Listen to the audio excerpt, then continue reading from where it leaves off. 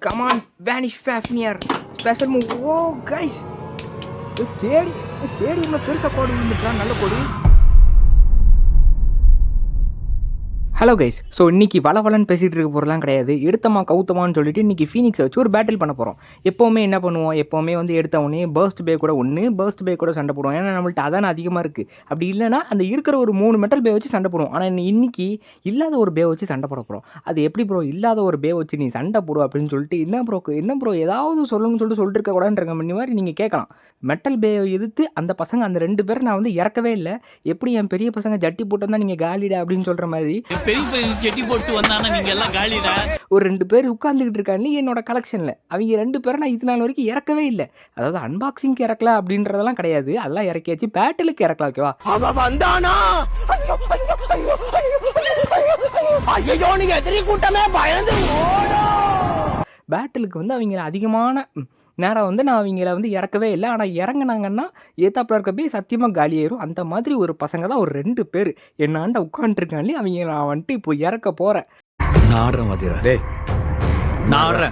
அதை இறக்குனா வந்துட்டு என்ன நடக்கும்னு எனக்கே தெரியாது. அந்த மாதிரியான ஒரு பசங்கோ.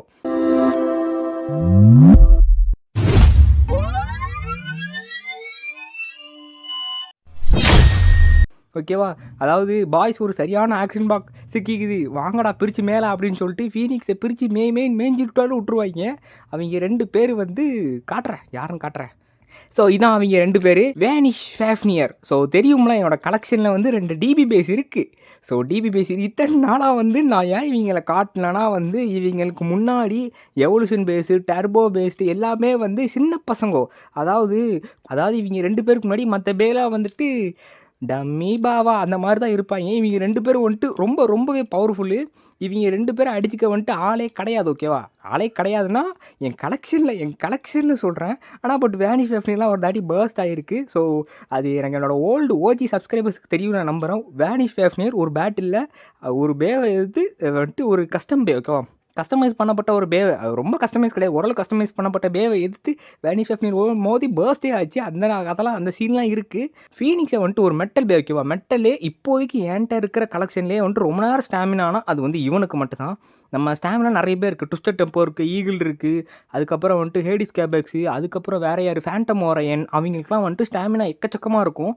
ஆனால் பட் என் கலெக்ஷனில் இருக்கிறதுல ரொம்ப நேரம் சுற்றுற ஒரே ஒரு பேனா அது வந்து ஃபீனிக்ஸ் தான். ஓகேவா? Burn phoenix. ஓகேவா? இந்த பேர்ன் ஃபீனிக்ஸ்க்கும் இவங்க 2 பேர் டிபி பேஸ்க்கும் வச்சா யார் ஜெயிப்பா? இந்த பேட்டில் வந்து ரொம்ப நாளாக என் மண்டக்குள்ளே ஓடிக்கிட்டே இருக்குது. ஓடிக்கிட்டே இருக்குன்னா நேற்றுலேருந்து தான், நம்ம தான் நேற்றுக்கு முந்தானத்து ஒரு 4 நாள் முன்னாடி தான் அன்பாக்ஸ் பண்ணோம். 4 நாளாக என் மண்டக்குள்ளே ஓடிக்கிட்டே இருக்குது யார் ஜெயிப்பான்னு சொல்லிட்டு. ஸோ அதனால் வந்து இன்றைக்கி பேட்டில் வச்சு பண்ண போகிறேன். மொதல் பேட்டில் வந்து நார்மல் மோடில் பேட்டில் மோதுவோம், அதுக்கப்புறம் ஹை மோடில் வச்சு மோதுவோம். ஓகேவா? ஸோ பாயிண்ட்டு கணக்கெலாம் கிடையாது, ஜெயிக்கிறேன்னா தோக்குறேன்னா அவ்வளோதான் மேட்ரு. ஸோ ஸ்டேடியம் மட்டும் ஆரம்பிச்சிடுவோம். சரி, ஓகே, பேட்டில் ஆரம்பிச்சிடலாமா? முதல்ல வந்து நான் ஆஸ்டல்ஸ் ப்ரைஸன்லேருந்தே ஸ்டார்ட் பண்ணிடுறேன். ஸோ ஆஸ்டல்ஸ் ப்ரைஸன் ரைட் மோடில் லோவரில் தான் இருக்கான். முதல்ல ஃபஸ்ட் பேட்டில் நடக்கும், அதுக்கப்புறம் தான் ஹை மோடுக்கு மாறும். ஸோ ஸ்டாமினாவில் இருக்கான்னு நினைக்கிறேன், ஐ திங்க் ஸோ. கைஸ் விட்ட ஸ்பீடில் காற்று பீச்சிக்கிட்டு அடிக்குது. ஃபீனிக்ஸ் அந்த பக்கம் தனியாக போயிட்டு ஃபீனிக்ஸ் ஜெயிக்குமான்றதே ஒரு பெரிய சந்தேகத்துக்குள்ளாக இருக்குது. ஏன்னா அங்கே மோதுறது வந்து டிபி பே. அவ்வளோ சீக்கிரம் ஸ்டாமினாலையும் மற்ற பேஸை கம்பேர் பண்ணுறப்போ ஸ்டாமினாவில் வந்து படு சூப்பராக இருக்குதுன்னா அது டிபி பேஸை மட்டும் தான் சொல்லுவேன். ஆனால் பட் ஹை மோடில் போடும்போது ஸ்டாமினா கம்மியாக இருக்கும். ஆனால் நம்ம ஃபீனிக்ஸுக்கு இப்போ என்கிட்ட இருக்க கலெக்ஷன்லேயே ஒரு பங்கமான ஒரு ஸ்டாமினா இருக்குது. எனக்கு தெரிஞ்சு ஆஸ்டல் ஆல்ரெடி ஸ்லோவாக ஆரம்பிச்சிட்டுன்னு நினைக்கிறேன். ஆமாம் கைஸ், ஆஸ்டல் ஸ்லோ ஆகிட்டு, ஸ்பின்னு கம்மியாயிட்டு. ஆஹா, ஆனால் ஆஸ்டலுக்கு வந்து 16 மோடு இருக்குது. ஸோ இதில் ஜெயிச்சது ஃபீனிக்ஸ் தான். அண்ட் நம்ம லெஃப்ட்லேயும் போட்டு மோதலாம். முதல்ல வந்துட்டு நான் ஹை மோடுக்கு மாற்றிடுறேன், ஹை மோடுக்கு சேஞ்ச் பண்ணுறேன். டெங். சரி, ஓகே கேஸ், இப்போ பில்டிங் மாதிரி இவனை மாற்றியாச்சு. அதாவது வந்து இது வரைக்கும் வந்து கெடா மாடாக இருந்தவன் இப்போ மலை மாடாக மாறிட்டான். ஸோ இப்போ இந்த மலை மாடை எதிர்த்து அழியாத பறவை, எரிஞ்சிக்கிட்டு இருக்க பறவை பேர்ன் ஃபீனிக்ஸ் மோத போகுது. டெஸ்ட் பண்ணிடலாமா? முதல்ல நம்ம இந்த மலை மாடை விட்ருவோம்.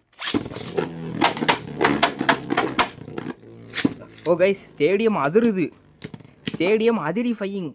ஃபீனிக்ஸால் கிட்ட நிற்க முடியல, தெரிச்சுக்கிட்டு ஓடுது ஃபீனிக்ஸு. அங்கே பாருங்கள், திரும்ப போய் அடிக்காங்க. எனக்கு வந்து அனிமேல உள்ள ஒரு ஃபீல் வருது, திரும்ப போய் அடிக்கான் டங்கால்னு. ஏன்னா வந்துட்டு அனிமேல தான் வந்துட்டு இந்த மாதிரி ஒரு பேட்டில் பார்க்க முடியும். Vanish தோத்துட்டான், hostel தோத்துட்டான். வேனிஷில் எனக்கு சம்பவம் வேண்டியது இருக்குது. ஸோ இப்போவும் தோத்துட்டான். லெஃப்ட்டில் மாற்றிடுவோம். இப்போது லெஃப்ட்டில் ஸ்விட்ச் பண்ணியாச்சு. லெஃப்ட்டில் ஸ்விட்ச் பண்ணி டிஃபென்ஸுக்கு நான் மாற்றிருக்கேன். ஸோ இப்போ பேட்டில் பண்ணி பார்ப்போம். முதல்ல ஃபீனிக்ஸை நான் இறக்கிடுறேன்.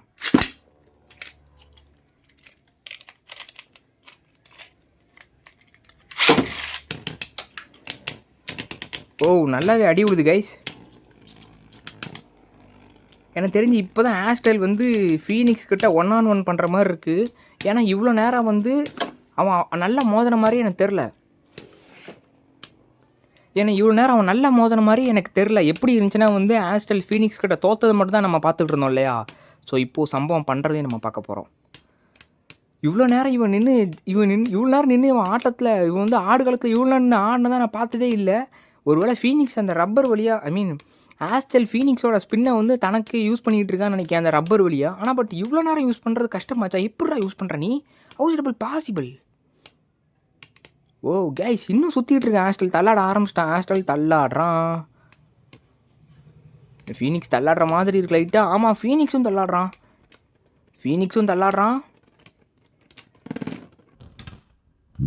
ஓ guys, Astral ஜெயிச்சிட்டான்.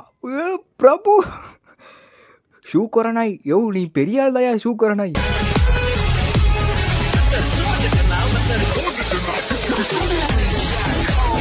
Guys, Astral Spriggan இங்கே ஜெயிச்சுட்டு தாட்டி வேனிஷ் இல்லை பேர்ன் ஃபீனிக்ஸ்லேருந்து ஆஸ்டல் ஸ்ப்ரைஸன் ஒரு பாயிண்ட்டை எடுத்திருக்கு. இதெல்லாம் வந்து பெரிய விஷயம். மெட்டல் பேட்டை வந்து ஒரு பாயிண்ட்டை எடுக்கிறதுன்றது அவ்வளோ ஈஸியானது கிடையாது. இது வந்துட்டு ரொம்ப டஃபஸ்டான ஒரு மேட்ரு. பட் இருந்தாலும் நம்ம ஆள் கலக்கிறான். ஸோ இப்போ வந்து இவனை ஹை மோடில் போடுவான். ஓகேவா? ஹை மோடில் போட்டால் என்ன பண்ணுறான்? ஸோ எனக்கு தெரிஞ்சு வேனிஷ் ஜெயிக்குமான்னு தெரில. ஆனால் பட் எங்கள் ஆள் ஆஸ்டல் கண்டிப்பாக தோக்க மாட்டான்.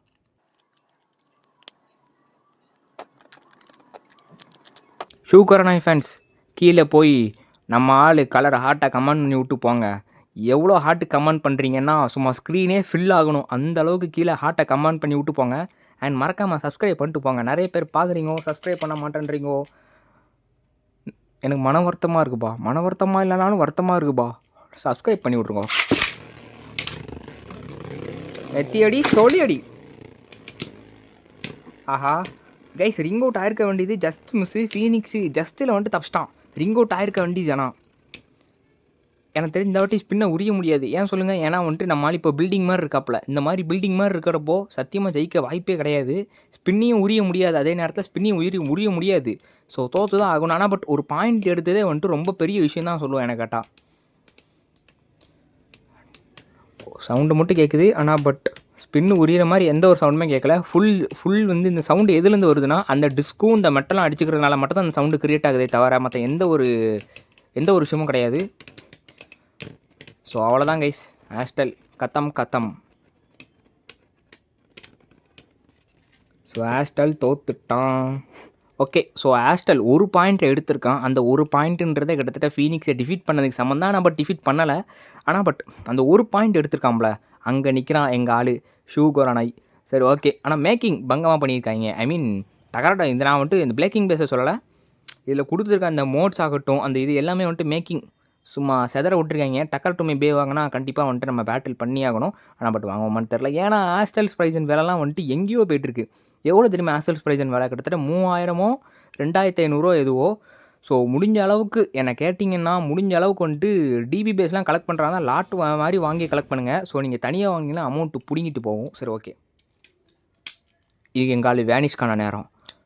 அவனே அவ்வளோ பண்ணுறான்னா எங்கால் எவ்வளோ பண்ணுவான்? ஆனால் பண்ண மாட்டாங்க. என்னடா சொல்கிற? ஆமாம் ப்ரோ, ரப்பர் இருந்தால் தானே பண்ண முடியும். எங்கள் ஆளோட மெயின் எபிலிட்டி என்ன? ஸ்பின்னை ஸ்டீல் பண்ணுறது தான். ஸ்பின்னை ஆட்டையை போடுறதா எங்கள் ஆளோட எபிலிட்டி. அதையே பிடிக்கிட்டு விட்டிங்கன்னா நாங்கள் எங்கே சார் போவோம்? சாரி மாப்பிள்ள, என்ன சொல்கிறதுனே தெரில. சக்கரை கம்மியாக ஒரு டீ சொல்லு. அந்த மாதிரி என் வீட்டுக்குள்ளேயே அடித்தா நான் எங்கடா போவேன்? அதே மாதிரி ரப்பரே எங்கள் ஆளோட மெயின் எபிலிட்டியே ரப்பரை யூஸ் பண்ணி ஸ்பின் சீல் பண்ணுறது தான். அந்த ரப்பரையே எடுத்துகிட்டு ஸ்பேஸ்டிக் கொடுத்தீங்கன்னா நாங்கள் எப்படிடா ஸ்பின் சீல் பண்ணுவோம்? எபிலிட்டி அதான்றா. Where I will go bro. Why it's for me. அந்த மாதிரி வந்துட்டு இங்கே ரப்பர் இல்லை, பிளாஸ்டிக் தான். அதனால் ஸ்பின் ஸ்டீலுக்கு எதிர்பார்க்கக்கூடாது. கோடி ரூபா கொடுத்தாலும் சில விஷயங்களை நான் செய்ய மாட்டேன். அதில் முதல் விஷயம் இது. முதல்ல நான் பேசிகிட்டே இருக்கமா பேட்டில் ஆரம்பிக்கேன். இது சிம்பிளான கான்செப்ட் தான் வீடியோவே. இவனால் டிவி பேஸை தோக்கடிக்க முடியுமா? இல்லை முடியாதா? ஓ ஏன்னா அது கைஸ் இப்போ ஒரு ஸ்பின்னு கொடுத்தான். சரியான ஸ்பீடு. இதனால் பார்க்கவே முடியல பேவே, அந்தளவுக்கு speed. Once more. Come on Vanish Fafnir, you can do more bro. Oh oh oh guys, இது நம்ம பேனு வெளியே போயிருக்கணும். ஜஸ்ட் இங்கே பாருங்கள், அங்கே போய் அடிச்சு பேனு வந்து வெளியே போகக்கூடாது முடிவே பண்ணிட்டான் போல. வேனிஷோட ஸ்பின்னு மொத்தமாக போகுது. ஒன்ஸ் மோர் லான்ச் விட்டு பார்ப்போம், இன்னொரு லான்ச்சு. ஓ ஓ எங்கள் ஆள் வேனிஷ் முடிவு பண்ணிட்டான்னா தோக்கவே மாட்டான். ஸ்பின்னை ஸ்டீல் பண்ணணும்னு நினைக்கிறான், ஆனால் என்ன பண்ணுறது, அவன் பிளாஸ்டிக் கொடுத்து வச்சுருக்காங்க, ஆனால் ஸ்பின்னை ஸ்டீல் பண்ண முடியல. எங்கள் ஆள் அதுக்காக போராடிக்கிட்டு இருக்கான் உயிரை கொடுத்து. முடிஞ்சிட்டு. ஸோ இதில் ஜெயிச்சது ஃபீனிக்ஸ் தான். ஒன்ஸ் மோர் இன்னும் ஒரு தாட்டி ட்ரை பண்ணிடுவோம். ஏன்னா எங்கள் ஆளோட பவரை நான் நம்புகிறேன். நெத்தி அடி, சொல்லி அடி. ஓ கைஸ், வெளியே போயிருக்கணும் அந்த ஒரு அட்டாக்கில். திருப்பி திருப்பி அடி கைஸ். Attack மரணமான attack. தொடர்ந்து 3 அட்டாக்கு விழுந்திருக்கு. அட்ட டைமில் தொடர்ந்து டக்கு டக்கு டக்கு டக்குன்னு 3 அட்டாக் விழுந்திருக்கு. இதெல்லாம் வந்துட்டு சான்ஸே இல்லை. அவ்வளோதான் ஸ்பின்னு கம்மிட்டு. இப்போது வந்து இது மேலே தான் அப்பர் மோடு, அதாவது ஹை மோடுக்கு போட போகிறோம். ஸோ ஹை மோடில் இதை விட அட்டாக் அதிகமாக இருக்கும், ஆனால் அட்டாக் நடக்காது. ஏன் சொல்லுங்கள்? ஏன்னா எல்லாமே டிஸ்கில் தான் விழுகும். பட் ஆனால் ட்ரை பண்ணி பார்க்குறது தான் ஒரு உண்மையான பிளேடரோட கடமை. ஸோ கண்டிப்பாக ட்ரை பண்ணி பார்க்கணும். நான் வந்துட்டு ஒரு வகையில் பார்த்தா நான் முக்கால்வாசி ஷூ கொரோனாய் ஃபேன் தான். தெரியாமல் சொல்லிட்டேன். Free டெலஹோயோட fan. ஷூ ஒரு பக்கம் இருக்கலாம், ஆனால் பட் எனக்கு ஃப்ரீ டெலஹோயோ ஓரளவுக்கு பிடிக்கும். அந்த ஸ்பின் ஸ்டீல் எபிலிட்டி தான் எனக்கு வந்துட்டு கவர்ந்தது. ஸ்பின் ஸ்டீல் பண்ணிருக்கான், பாதிக்கு பாதி ஸ்பின் ஸ்டீல். அவ்வளோதான் முடிஞ்சு. சரி ஓகே, ஃபீனிக்ஸே தள்ளாடுதுப்பா. ஹை மோடில் மாற்றிடுவோமா? ஹை மோடில் மாற்றிட்டு பேட்டில் ஆரம்பிப்போம். ஹை மோடுக்கு மாற்றியாச்சு. ஸோ பேட்டில் ஸ்டார்ட் பண்ணிடுவோம். ஸோ ஃபீனிக்ஸ் களத்தில் இறங்கிருச்சு. நெத்தியடி, சொல்லியடி, அப்படியே விடுவோமே. நெத்தியடி, சொல்லியடி.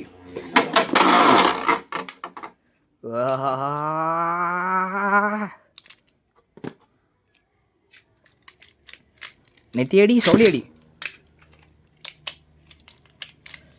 ஓ ஃபேஃப்னியர் அடி. ஓ கைஸ், ஏங்கப்பா கைஸ், அட் அ டைமில் திரும்ப அதே மாதிரி 3 அட்டாக்கு. ஆனால் பட் சரியான அட்டாக்கு, பவர்ஃபுல்லாக இருந்துச்சு. ஸோ சும்மா சொல்லக்கூடாத வார்த்தையால் அந்த அட்டாக் வந்து கிட்டத்தட்ட இவனை ரிங் அவுட் பண்ணுறதுக்கு என்ன நம்ம பண்ணுமோ அது மொத்தத்தையுமே தன்னோட இருக்கிற மொத்த பவரையும் வந்துட்டு வேனிஷ் ஃபேஃப்னியர் அந்த அட்டாக்கில் போடுறான். ஆனால் பட் அந்த அட்டாக் எதுவுமே கை கொடுக்க மாட்டேங்கி. இன்னும் பாருங்களேன், இன்னும் மனுஷன் வந்துட்டு உயிரை பிடிச்சி சுற்றிக்கிட்டு இருக்காப்புல. அந்த அளவுக்கு மாப்பிளைக்கு இந்த பேட்டில் வெறி மெட்டல் பேப்பரை தோக்கடிக்கணும் அப்படி சொல்லிட்டு.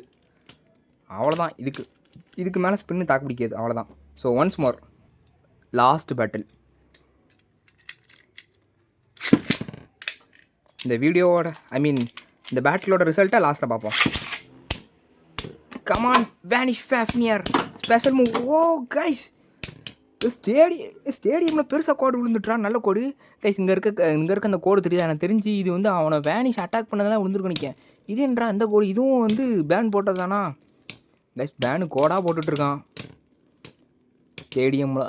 ஸ்டேடியமில் கோடு மேலே கோடு போட்டிருக்காங்க. பரவாயில்ல, இன்னும் மனுஷன் வந்துட்டு இன்னும் ஸ்பின்னை பிடிச்சி சுற்றிட்டு இருக்கானா. அவள் தான் ஸ்பின்னு முடிஞ்சு. ஸோ நடந்து முடிஞ்ச பேட்டிலில் அதுவும் ஃபீனிக்ஸ்க்கு எந்த வித அடியும் பெருசாக படலை. அது வரைக்கும் சந்தோஷம். ஆனால் பட் ஸ்டேடியமில் நிறைய கோடு விழுந்த மாதிரி இருக்குது. ஸோ அங்கெல்லாம் வந்துட்டு வளைவு நெளிவு நம்மால் போட்டதான். நம்மால் டிப்பை பார்த்தாலே தெரியுதில்ல, இவன் போட்டதான் அந்த வளைவு நெளிவுலாம். ஸோ நடந்து முடிஞ்ச அந்த பேட்டில்ஸில் மொத்தமாக 2 பேர் கூடயும் மோதணும். ஸோ ஃப்ரீ டெலஹோயோட வேனிஷ் ஃபேஃப்னியருக்கும் ஷூவோட அதாவது ஷூ கொரோனாயோட ஆஸ்டல்ஸ் பிரைசன் லெஃப்ட்டு ரைட்லேயும் போட்டு மோதியாச்சு. அப்பர் மோடு லோவர் மோட்லேயும் போட்டு மோதுறேன். அதே மாதிரி வேனிஷ் ஃபேஃப்னியருக்கும் அப்பர் மோட் லோவர் மோட்லேயும் 2 பேட்டில். ஏன்னா வந்து இவன் லெஃப்ட்டில் ஒரு தாட்டி ரைட்டில் ஒரு தாட்டி பேட்டில் பண்ணுறதுனால இவனுக்கு அதே மாதிரி அதே டைம் கொடுத்தாகணும். ஸோ அதான் வந்துட்டு ஈக்குவாலிட்டி. ஸோ அதனால் 2 பேருக்கும் கொடுத்து பேட்டில் பண்ணதில் யார் ஜெயிச்சானா? ஆஸ்டல்ஸ் பிரைசன் தான் வின்னர். வந்தாச்சு சைடில் ரைட்டு போயாச்சு. ஏன்னா வந்து ஆஸ்டல்ஸ் பிரைஸ்னால் மட்டும்தான் ஒரு பாயிண்ட் எடுக்க முடியும். அதுவும் லெஃப்ட் சைடில் லோவர் மோட்டில் தான் எடுத்தான். ஏன்னா வந்து ரப்பர். ஸோ இதெல்லாம் இங்கே இருக்கிறதெல்லாம் வந்துட்டு இந்த ஒயிட் கலர்லாம் வந்து ஹார்ட் ரப்பர், சாஃப்ட்லாம் கிடையாது, ஒரு ஹார்ட் ரப்பர். இதை வந்து நம்ம ரெக்யூம்லேயும் பார்க்க முடியும். இதே மாதிரியான வெள்ளை கலர் ரப்பரை தான் ரெக்யூம்லேயும் கொடுத்துருப்பாங்க. ரெக்யூமை இன்ஸ்பயர் பண்ணது தான் இந்த ஒரு ஆஸ்டல்ஸ் பிரைஸனோட லெஃப்ட் சைட் மோடு. ஓகேவா? இதை வச்சு ஆஸ்டல்ஸ் பிரைஸன் ஒரே ஒரு பாயிண்ட்டு, அதுவும் பேர்ன் ஃபினிக்ஸ்லேருந்து எடுத்துட்டான். ஸோ அது உண்மையிலே ஒரு பாராட்டக்கூடிய விஷயம். இதான் வந்துட்டு டிபி பேஸோட மேக்கிங்கு. ஈவன் அது ஃபேக்காக இருந்தாலுமே இந்த அளவுக்கு பர்ஃபார்மன்ஸ் கொடுக்குதுன்னா அதுக்கு காரணம் அந்த ஒரு டக்கரட்டுமே பண்ண மேக்கிங் தான். ஏன்னா வந்து அதை காப்பி அடிச்சான்னு பிளேக்கிங் பேஸே பண்ணியிருக்காங்க. ஸோ அப்படி இருக்கப்போ டக்கரட்டுமே பே இதோட பல மடங்கு பவர்ஃபுல்லாக இருக்கும். ஐ மீன் இதோட ஒரு மடங்காவது பவர்ஃபுல்லாக இருக்குன்றதை நான் அந்த இடத்துல தெரிவிச்சுக்கிற விரும்புகிறேன். ஸோ ஷூ கொரோனாய் ஃபேன்ஸ் கண்டிப்பாக நீங்கள் எல்லாம் பங்கம் தான். ஸோ இந்த வீடியோ முடிச்சுக்கொள்கிறேன். ஸோ அடுத்த வீடியோ என்ன வீடியோ இருக்க போகுதுன்றது எனக்கே ஐடியா இல்லை. ஸோ கீழே கமெண்ட் பண்ணி விட்டுருப்போங்க. அன்பாக்சிங்கா இல்லை பேட்டில் அப்படி சொல்லிட்டு பார்ப்போம். இல்லைனா வந்துட்டு கஸ்டமைஸாக ஒரு காம்போ இல்லை ஏதாவது ஒன்று கிரியேட் பண்ணலாம் முடியுமான்னு பார்ப்போம். ஸோ எந்த ஐடியா உங்கள்கிட்ட இருந்தாலும் உங்கள் மண்டையில் இருக்க ஐடியாவை கீழே கொட்டி விட்டு போங்க கமெண்ட்ஸில். ஓகேவா? நானும் பார்த்து தெரிஞ்சுக்கிறேன். டாடா.